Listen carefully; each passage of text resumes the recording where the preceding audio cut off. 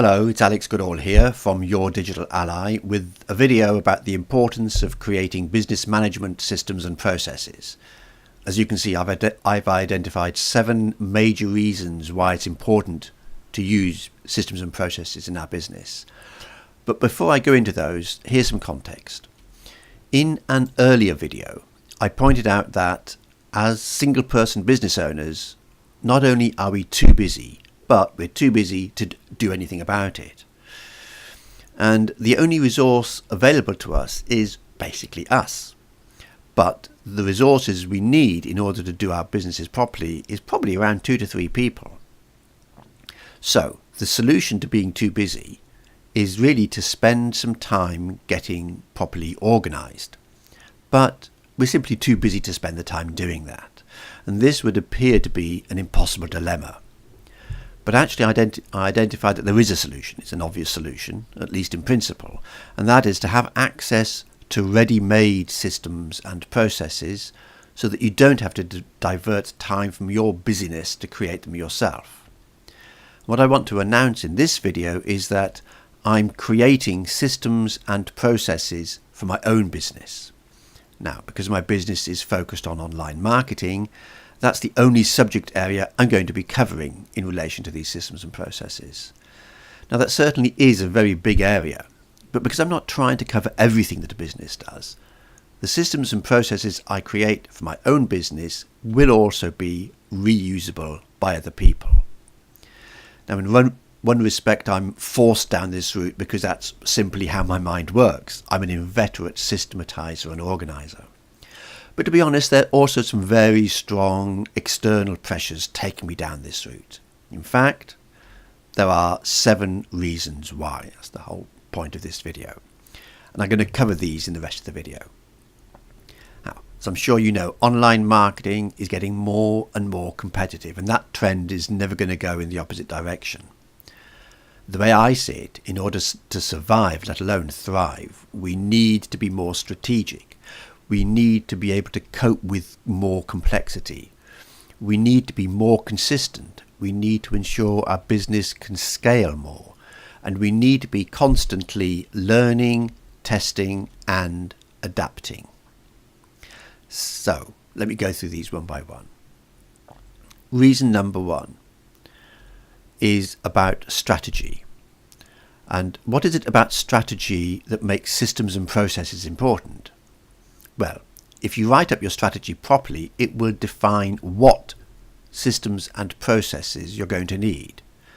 Now, I'm not suggesting you spend ages writing very detailed strategy, but if you think about what business systems and processes you're likely to require, that will help you get more concrete in your strategy. Instead of just asking yourself, how am I going to get traffic? Ask yourself, what traffic generation processes will I need? Instead of simply stating that you want to do list building, think through what list building systems and processes you might require. And conversely, the way you put your strategy into practice, the way you operationalize it, is precisely through your systems and processes, which is almost just another way of restating what I said before. So on to the next reason, which is complexity. Now, without systems and processes, you're never going to be able to cope with the increasing complex nature of digital marketing. Systems and processes are the only way to incorporate the complexity in your business and to be able to manage it, basically through having well-defined processes. For example, think of uploading a video to YouTube. On its own, that's not something that needs documenting. It's very straightforward. But if you want to get your video ranked highly in YouTube so that a lot of people view it, if you want people to subscribe to your channel and you want to get more people interacting, liking and commenting, and if you want to get your video appearing as related videos on other people's channels so you get even more views, and if you want your own videos to appear as related videos on your videos so you get even more views from there, and if you want to be able to link back to your website, and if you want to syndicate your videos to other sites, then without a properly documented process, realistically, you're hardly going to do any of that. It's just too complex to manage. But if you don't do all of that, you're always going to be overshadowed by your competitors. Your presence on YouTube will remain insignificant and your business will make very little progress. But it's not just uploading to YouTube. You can apply the same thinking to almost any task you perform.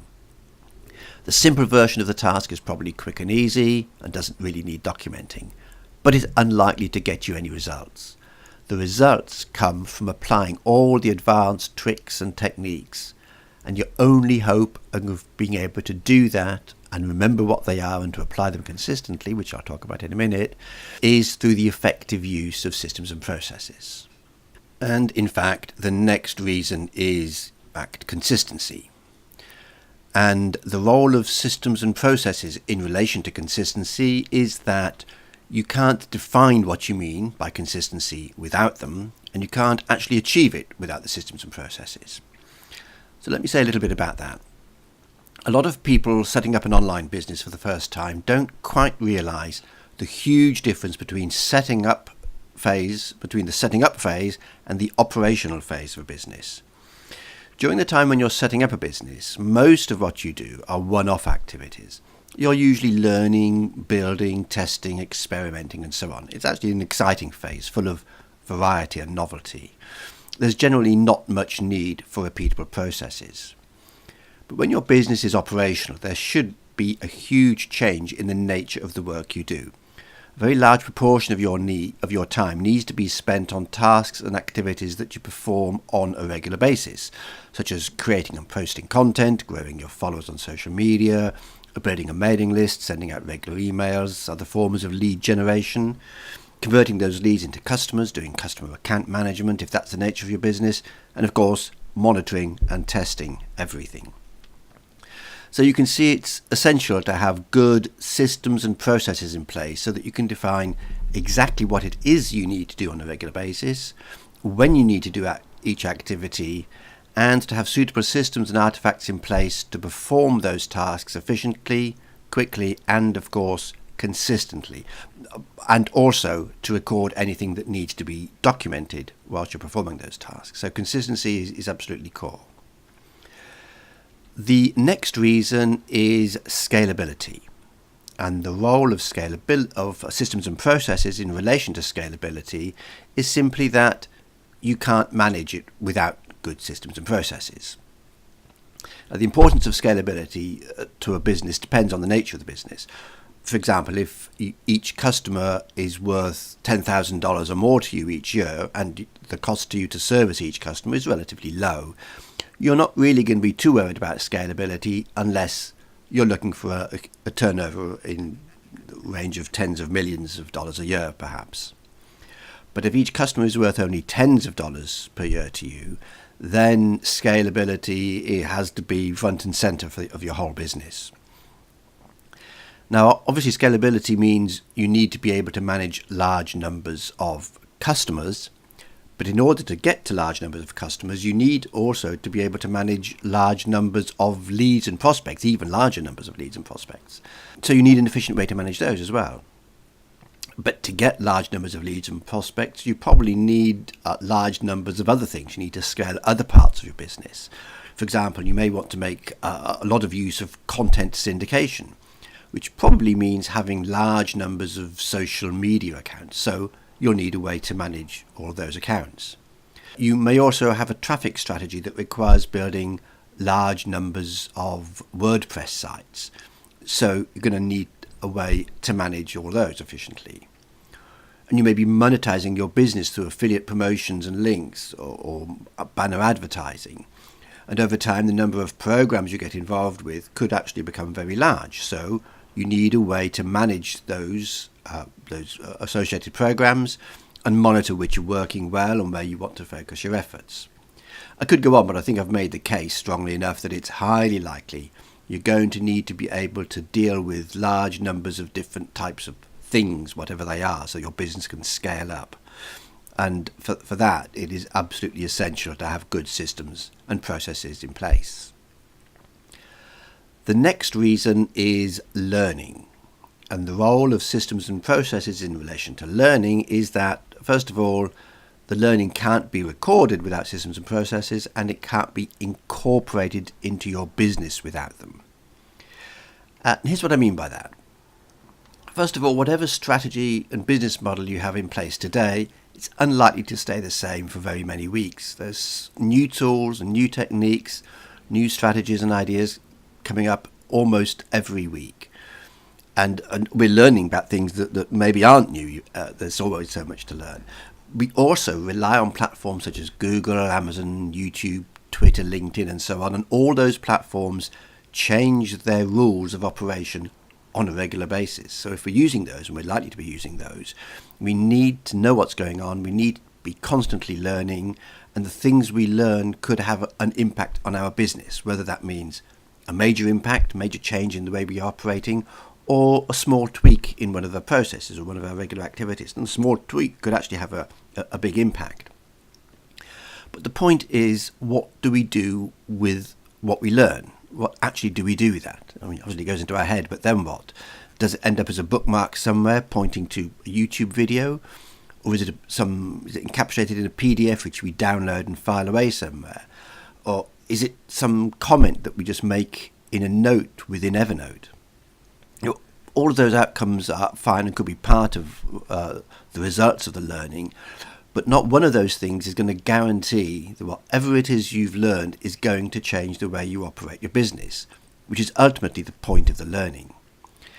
The only way your learning is guaranteed to change the way you operate your business, if it needs to, is to have your business operations documented in appropriate systems and processes so that you can go in and change those systems and processes based on what it is you've learned.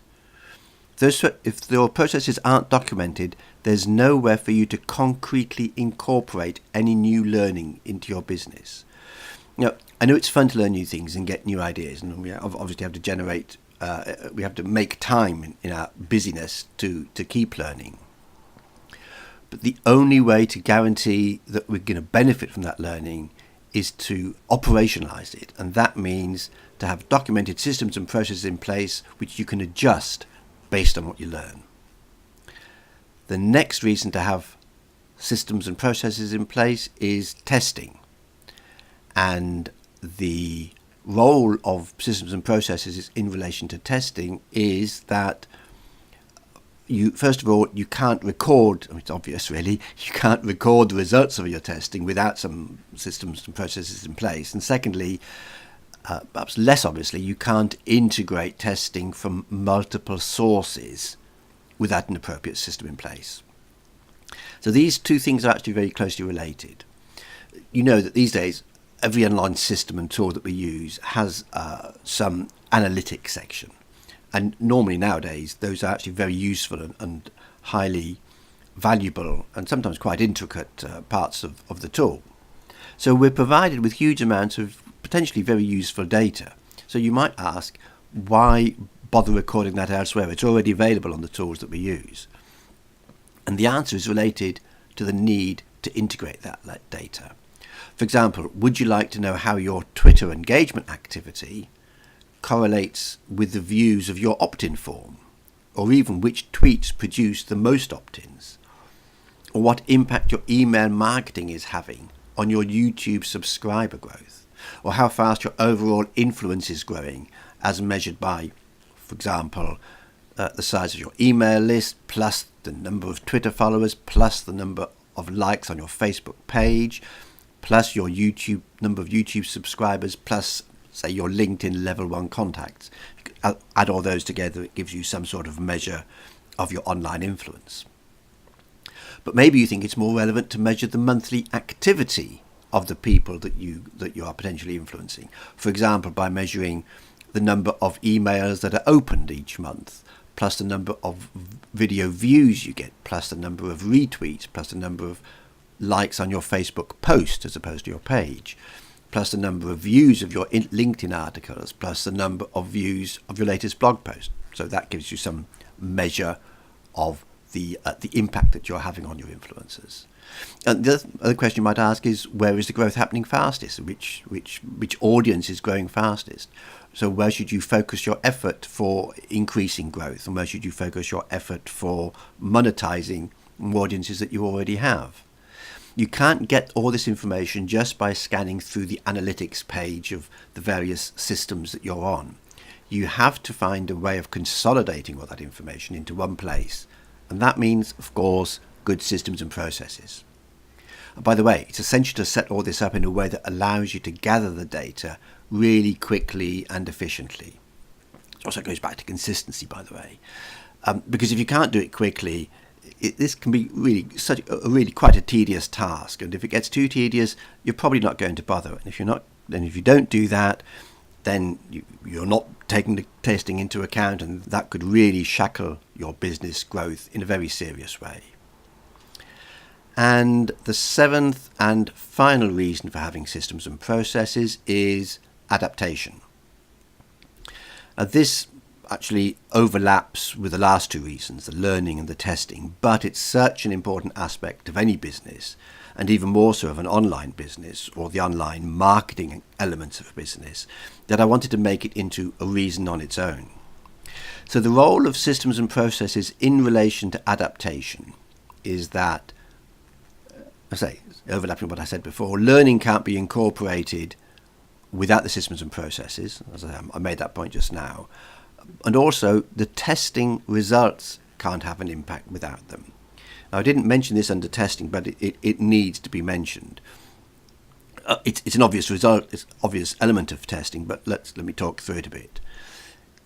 Because there's no point in doing any testing if it's not going to ultimately change anything in your business. Now, at one level, the sort of simple form of testing is what's called A/B testing. You test which of two headlines is working best, or which of two subject lines works best in an email to get emails opened, or which design of an opt-in form is getting most opt-ins, and things like that. And those types of tests have a narrow impact on your business. It just decides on a particular campaign. But with the right systems and processes in place, you can do a lot more. For example, you can generalize from that learning and apply that, what you learned from that, to future campaigns. So your testing doesn't just result in a change to a particular campaign, it would affect future campaigns. But it's more than that. So for example, you could measure the performance of your Twitter account, however you're measuring your performance. You can measure the performance of your Twitter account before you introduce an activity to start engaging with your followers, and measure it after you've introduced that activity, and then say, well, is the engagement activity really resulting in more clicks and more opt-ins, for example, to my email list? And if it does result in more opt-ins, are they enough to justify the extra time I'm spending on the engagement activity? So to summarize the adaptation topic, your business has to constantly change, evolve, and hopefully improve. Some of those changes will be the result of things that you learn or new ideas you want to try out. But ultimately, all changes need to be tested to determine whether or not they're having a positive impact on your business. Obviously, all this makes perfect sense, but none of it is going to happen unless you have the right systems and processes in place to do the adaptation properly, get the inputs and the outputs of the adaptation. So, they are the 7 reasons why I believe it's absolutely critical to have good systems and processes in place in your business. And as I said before, I'm creating systems and processes for my own business, focused almost exclusively around online marketing elements. And I'm doing this in a way which would allow them to be reusable by other people, such as yourself. So, if you think this might be relevant to you and your business, go to this link, yourdigitalally.com/DMMSys, to learn more about where I've got to at the moment, and that will also allow you to sign up to my newsletter so that I can keep you informed of progress. Thanks very much for watching this video. I hope you found it helpful and interesting. If you did, I'd really appreciate it if you would click the like button below to show your appreciation, and also please do make a comment. Finally, please do click this circle right here to subscribe to my channel so you get notified of my future videos, and I look forward to seeing you in the next one.